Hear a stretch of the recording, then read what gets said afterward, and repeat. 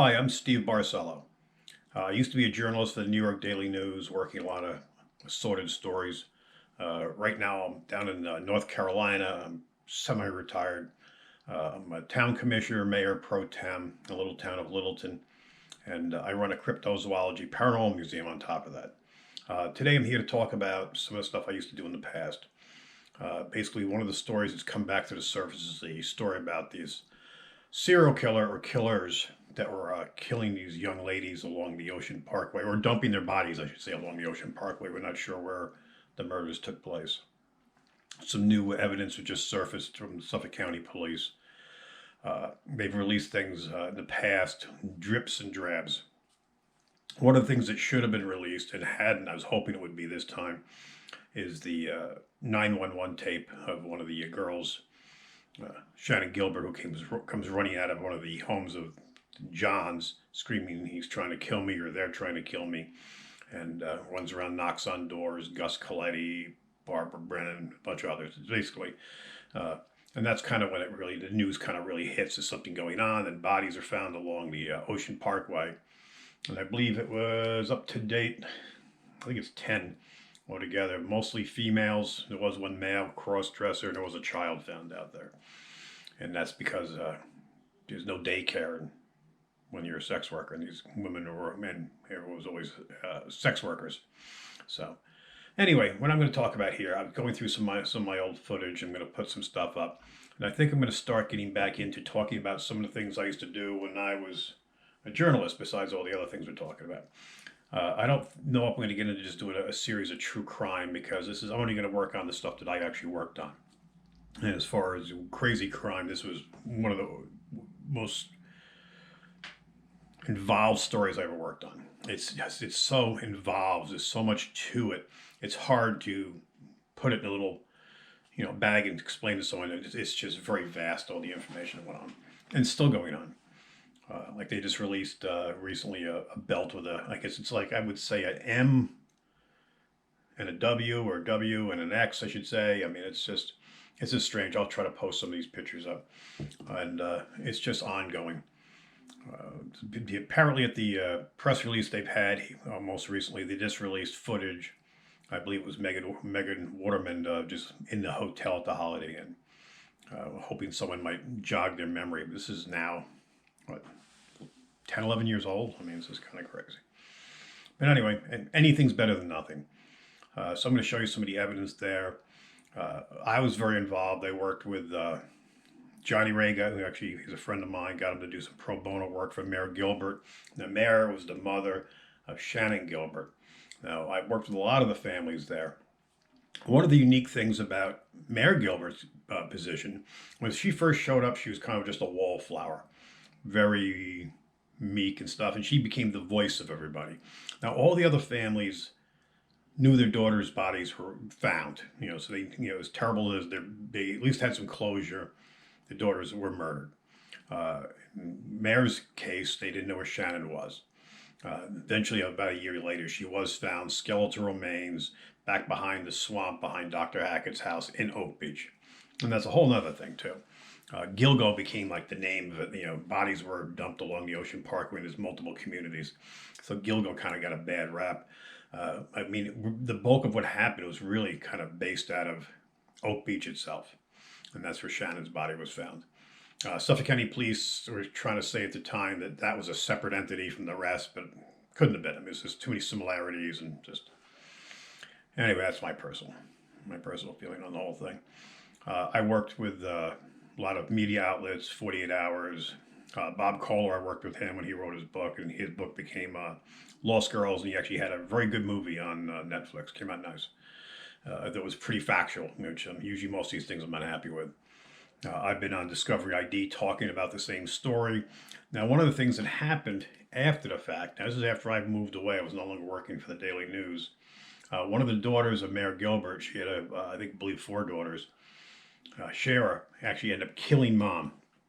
I guess some kind of psychotic thing happened, and she ended up stabbing mom multiple times, and it was just a horrific scene.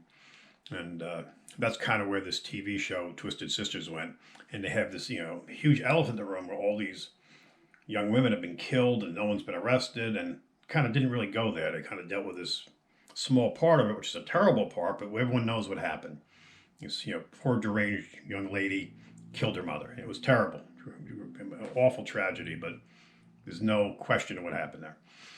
Anyway, so I know I wasn't overly thrilled. I know Johnny wasn't either.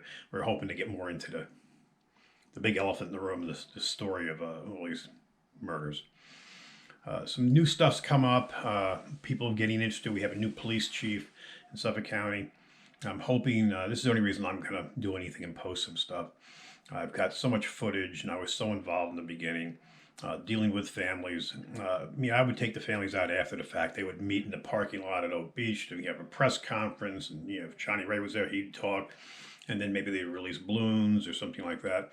And then you got all the nuts out of the woodwork who are attracted to these things. You're dealing with murder, serial killing, sex. I mean, it just brought the strangest people out, and there's a lot of stuff going on besides that.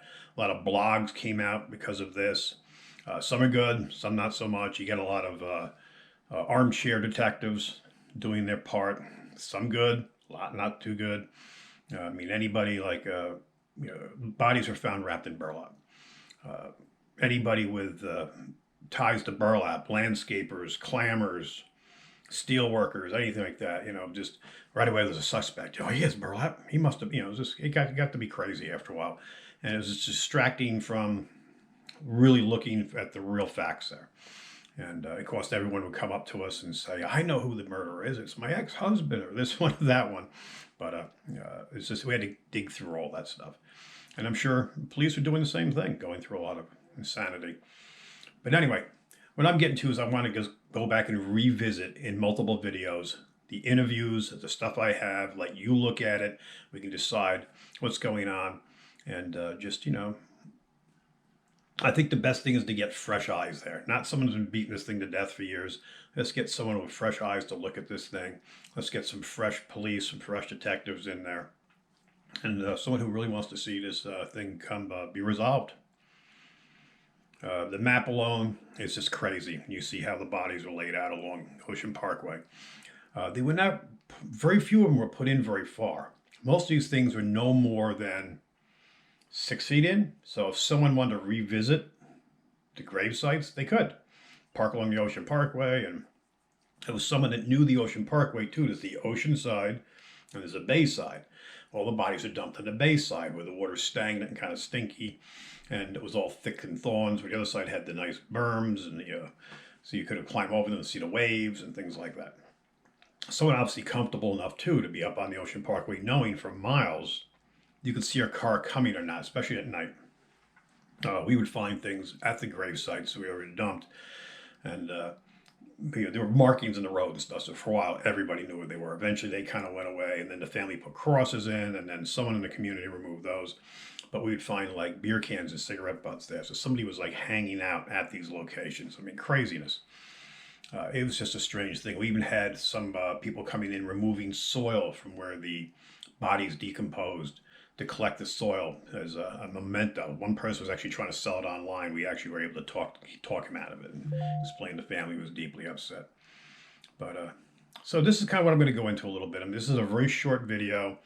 I'm just going to throw up some basic stuff here, look for feedback and see what you guys are into. And it's something too, I think it's good for me, for my mind, just to get this out. It's kind of come back up to me. People have been reaching out to me and calling me. And plus maybe it will trigger things in my brain that I forgot. That's why it's important for me to go back and look at some of the old stuff. So I'm going to just kind of bring you guys along memory lane as I do this. So in this one here, I'm just going to be showing you some of the stuff that I've talked about, bringing up some photos. And eventually, what I will do, I got 2 laptops here I'm trying to keep awake. I will start loading up some of the videos. Right now, the video format's been an issue. It's my old Sony camera. I was a journalist, so it's got some weird extensions. I got to find some converter because I don't have the software anymore. Just nothing's easy. But I'll be posting that stuff up too. Some of them I know I already have in YouTube format, so I can probably convert those over and move them in. But that's kind of what we're going to do. We're going to start with this, see what you guys think. You can see my little studio here in the museum. We do our own, YouTube and stuff for that. But I'm just going to try to head down this path for a little bit and see what happens. All right, everyone, thanks for watching. We're going to be doing more of this. I'm going to have my daughter, Heather, come in and give me a hand with this because she was part of it. And she was in college at the time during a lot of this stuff. And you can see her viewpoint of it and, seeing people come to the house that I was interviewing and meeting people. It's crazy. There's a whole backstory to it that, never been published. And I think that's something that needs to be talked about because that really brings the human aspect into these families and the horror they were going through. But they had to move on. They had daily jobs to do. They had to support the rest of their families, and it was very interesting. Anyway, thanks for watching. More to come. Everyone be good to each other. I'll talk to you soon.